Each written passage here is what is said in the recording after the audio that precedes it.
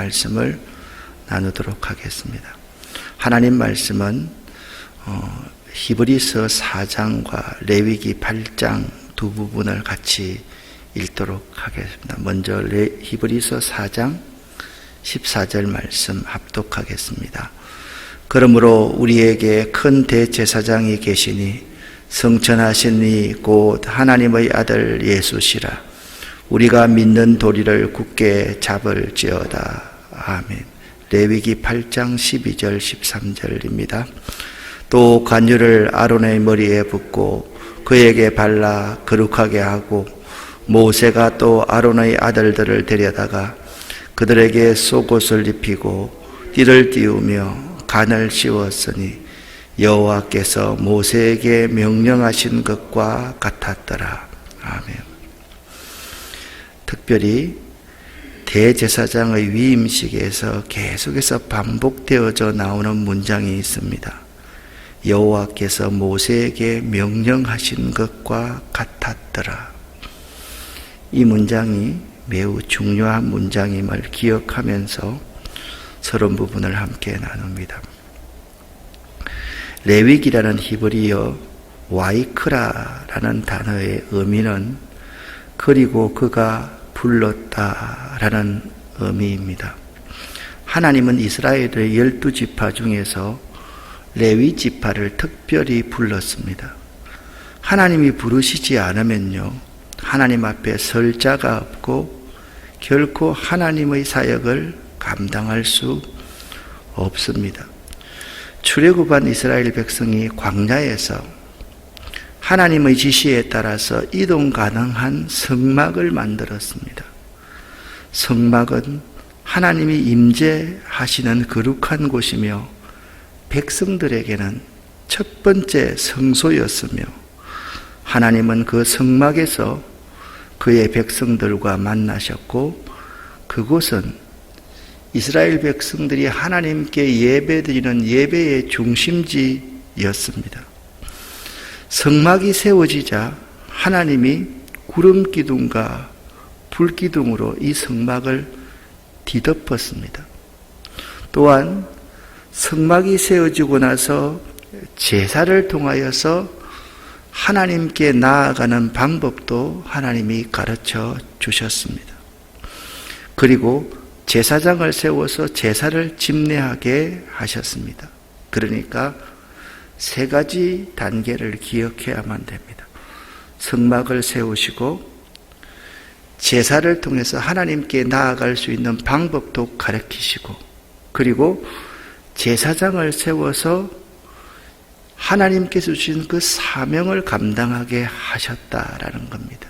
오늘은 제사장의 위임식이 8장에 기록되어 있는데 이 부분을 다루도록 하겠습니다. 모세는 하나님의 명령에 의해서 선택되어진 아론과 그의 아들들을 씻기고 그들에게 옷을 입히고 기름을 바름으로써 그들을 거룩하게 구별하였습니다.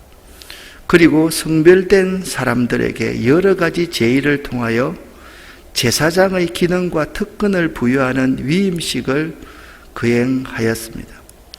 하나님은 모세를 통하여서 아론과 그의 아들들을 따로 세워서 제사장의 사명을 감당하게 하셨던 것입니다. 제사장 아론의 위임식은 아래와 같이 진행이 되었습니다. 1절부터 3절까지 말씀을 보면 여호와께서 모세에게 말씀을 하십니다. 너는 아론과 그의 아들들과 함께 온 회중을 회막문에 모으라 라고 말씀하셨습니다. 먼저 아론과 그의 아들들을 모세를 통해서 하나님이 불렀습니다. 여기서 아론이 대제사장이 되었다, 이 부분에 대해서 여러분들은 좀 생각이 없으십니까? 저는 처음에 왜 아론이 대제사장이 되었을까?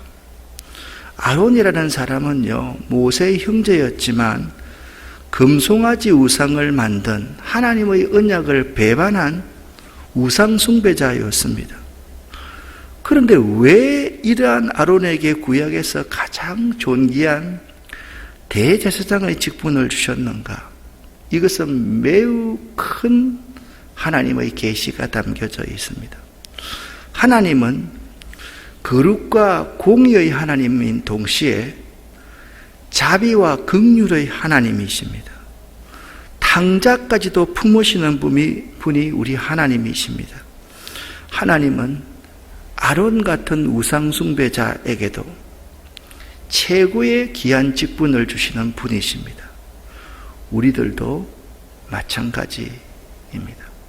그리고 아론과 그의 아들들을 데려다가 물로 그들을 깨끗하게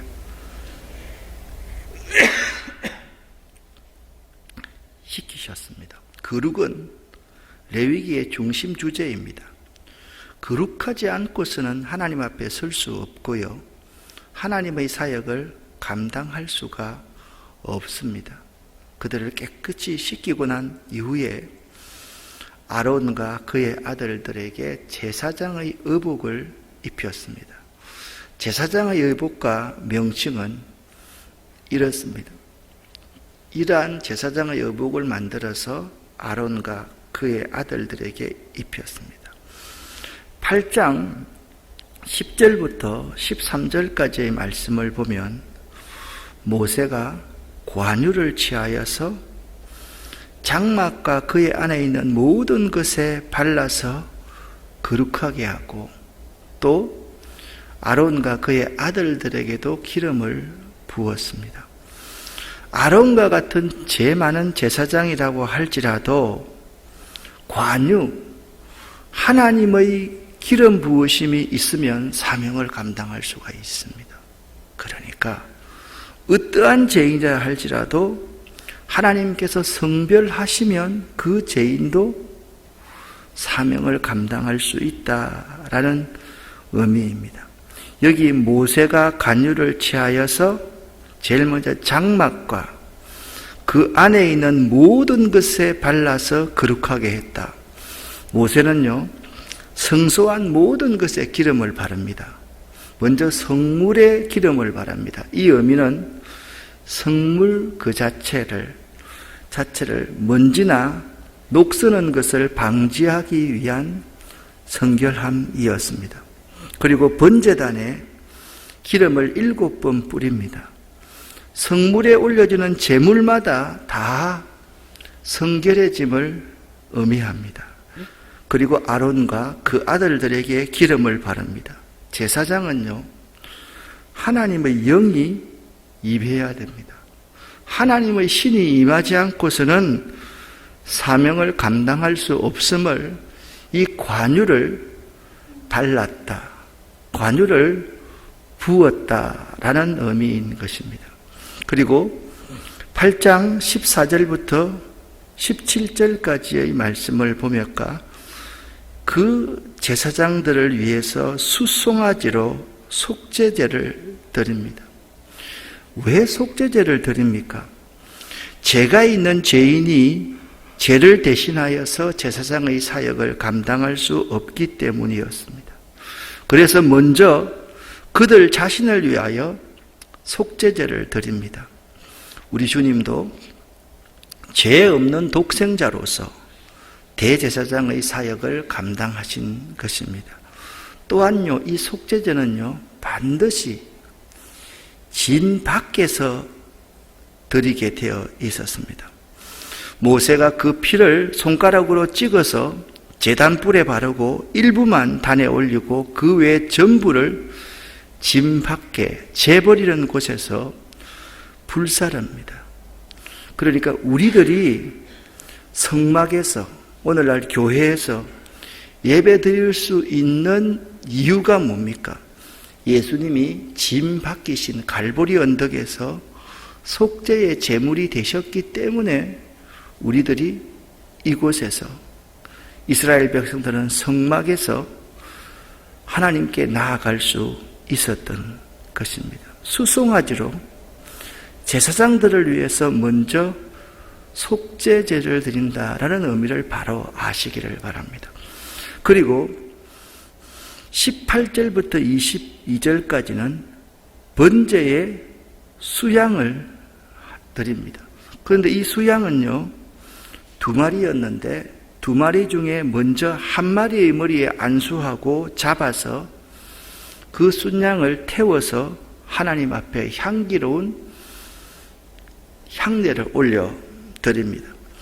제사장은 하나님을 위하여 온전히 바쳐진 헌신의 상징입니다. 그러니까 순양을 태워서 드리는 것처럼 제사장들은 하나님만을 위해서 온전히 헌신되는 번제물이 되어야 된다라는 의미가 순양 1마리를 온전히 태워서 드린다는 의미입니다. 그리고 22절부터 25절까지 다른 순양 1마리를 드릴세 그렇게 말합니다. 다른 순양 하나로 위임식 화목 제사를 드립니다.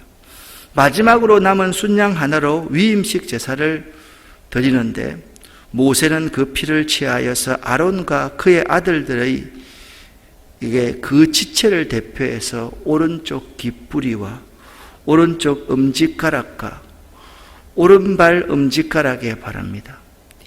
이것은요, 제사장들은 이 하나님의 이 사역 외에 다른 것으로 사용하지 않겠다는 순교적인 각오로 결단하는 시간입니다. 오늘날로 말하면 사역자들은 사역을 위해서만 헌신해야지 돈을 벌이는 그 다른 어떤 행위도 하지 않아야 된다라는 의미입니다. 그리고 난 후에 강주리에 있는 소제물인 떡을 취합니다. 가식 없는 봉사를 위해 무교병을 취하고 하나님의 영이 충만한 사명자가 되기 위해서 기름 섞은 떡을 취하며 그리고 기름 덮인 오른쪽 뒷다리 살고기를 올려놓아서 하나님께 흔들어서 요제로 하나님 앞에 드립니다. 제사장직을 수행하기 위해서는 크게 3가지를 명심해야 됩니다. 첫째, 물로 깨끗하게 씻어야만 했습니다. 성별을 의미하며 또 다른 사람, 온전히 다른 사람이 되는 것을 의미합니다. 제사장직은 성직이기 때문에 반드시 성의를 입어야만 합니다. 성의는 2가지입니다. 몸을 감추는 역할과 신분을 표시하는 것입니다. 이것은 우리의 죄된 육신을 가지고 하나님께 나아갈 수 없다는 진리를 가르치고 있습니다. 제사장직을 수행하기 위해서 3번째는 머리 위에 기름 부음을 받아야만 했습니다. 기름 부으심은 하나님의 영이 임하심, 하나님의 성별을 의미합니다. 하나님께서 초대 제사장으로서 아론을 성별하시고 선택하신 것은 인간적으로 설명드렸지 않습니까? 아론은 오늘날 검증하는 형식으로 말하면 제사장이 될 수가 없는 사람입니다. 그렇기 때문에 아론을 성별하시고 선택하신 것은 하나님의 일방적인 계획이요 행동이었습니다. 여기에 하나님의 선택적 은혜와 은총과 사랑이 있는 것입니다. 하나님은 부르시고 선택한 자에게 영권을 주시고 감당할 수 있는 능력을 주십니다. 그리고 그를 도울 수 있는 사람을 붙여주십니다. 그러므로 우리들은 하나님의 은혜로운 부르심에 그저 감사하며 순종할 뿐입니다. 하나님이 우리를 불러서 사용하시겠다고 하면 토를 달아서는 안 됩니다. 무엇 때문에 못합니다. 나는 부족합니다. 나는 연약합니다. 그런 말을 해서는 일절 안 됩니다. 하나님의 선택하신 성별, 하나님의 일방적인 계획, 그 속에 아론과 같은 나를 들어 써주시는 은혜와 은총과 사랑을 감사함으로 받아서 그저 순종할 따름이 우리들의 모습이어야만 합니다. 아론 같은 자를 불러 세워서 하나님의 사역을 맡기시는 하나님. 그러니까 제사장을 세울 때 아론이 아닌 더 깨끗한 사람을 세웠으면 지금 우리들은 제사장으로서 역할을 감당한다는 말을 할 수가 없을 것입니다. 그렇습니다.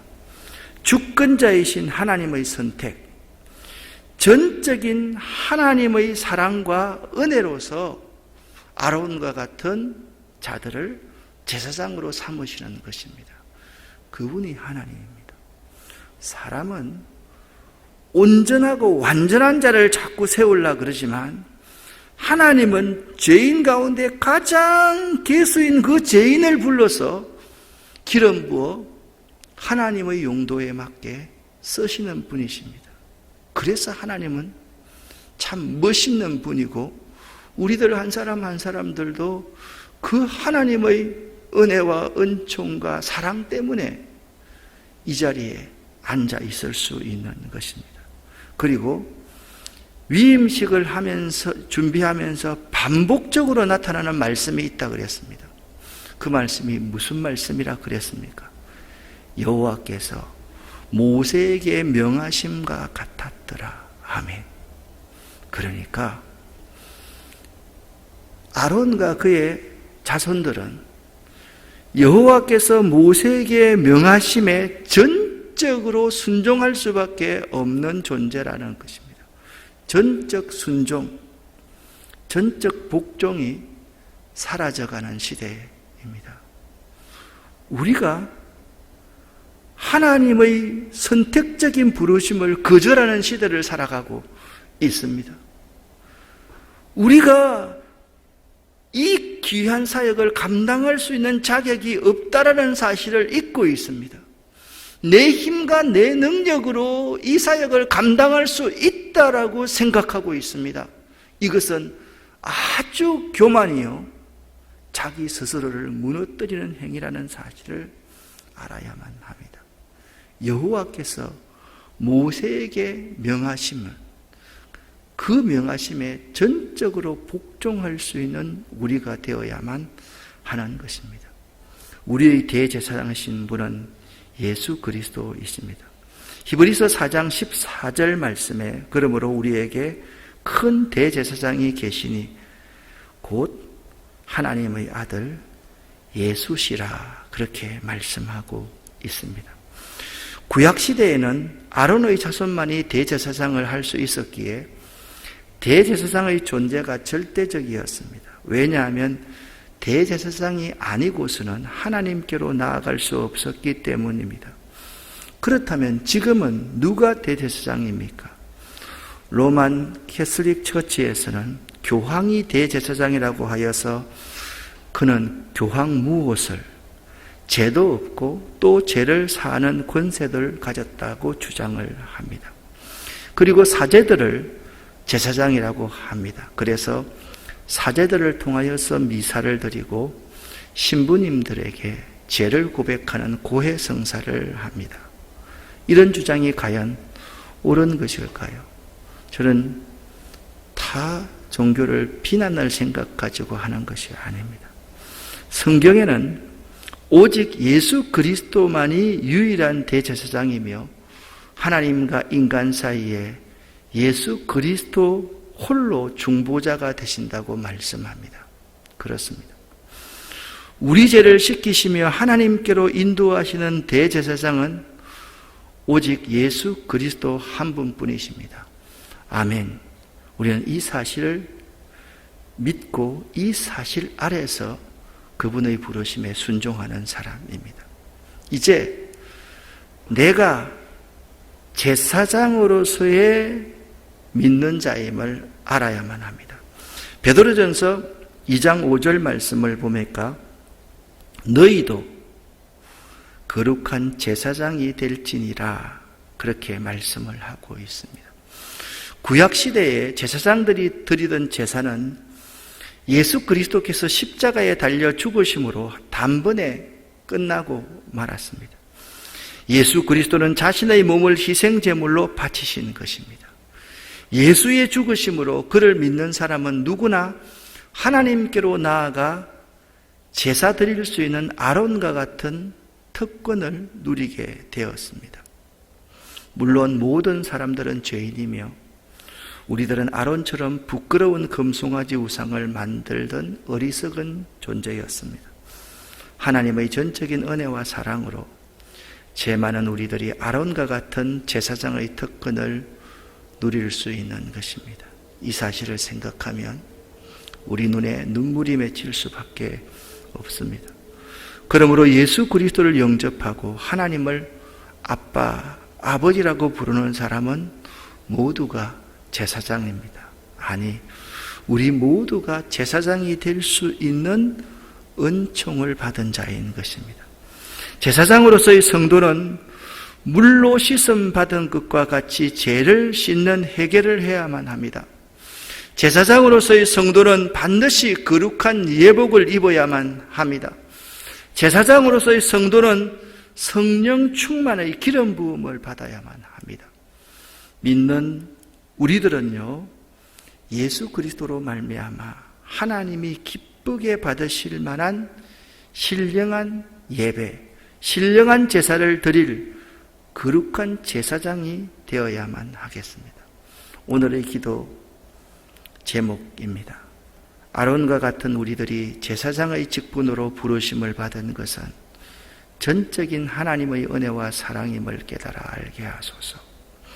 우리들이 대제사장이신 예수 그리스도의 삶을 닮아가게 하소서.